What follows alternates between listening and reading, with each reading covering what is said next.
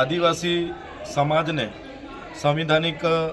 અધિકારો મળ્યા છે, જેમ કે જળ, જંગલ, જમીન પરના એમના પોતાના અધિકારો છે, ખનિજો પરના અધિકારો છે,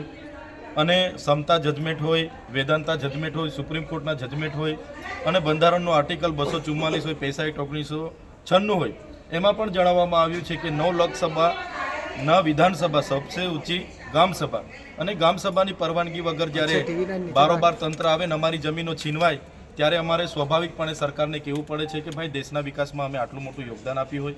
અને આજે અમારા લોકોના ઘરો તોડી પાડવામાં આવે, જમીનો છીનવી લેવામાં આવે, અને અમને સમાનતાની ધારામાં નહીં લાવવામાં આવે તો આદિવાસી સ્વશાસન અને સ્વશાસનની માંગ કરશે. જે પ્રકારે ગુરુ ગોવિંદજીએ માનગઢ ધામમાં માંગ કરી હતી એ રીતના આવનારા દિવસોમાં માંગ કરશે. અને તમે જોયું હશે માનનીય દેશના વડાપ્રધાન શ્રી નરેન્દ્રભાઈ મોદીજી પણ અમારા ડેડિયાપાડામાં આવ્યા અને એમણે પણ કીધું, આગળ અમિત શાહ પંચમહાલમાં આવ્યા હતા, એમણે પણ કીધું હતું કે આવનારા દિવસોમાં દેશના 29મા રાજ્ય માટે વિચારીશું. અને 1-2 દિવસની વાત નથી, વર્ષો વીતશે, પણ મને લાગે છે દેશનું 29મું રાજ્ય જ્યારે બનશે ત્યારે ભીલ પ્રદેશ અસ્તિત્વમાં આવશે.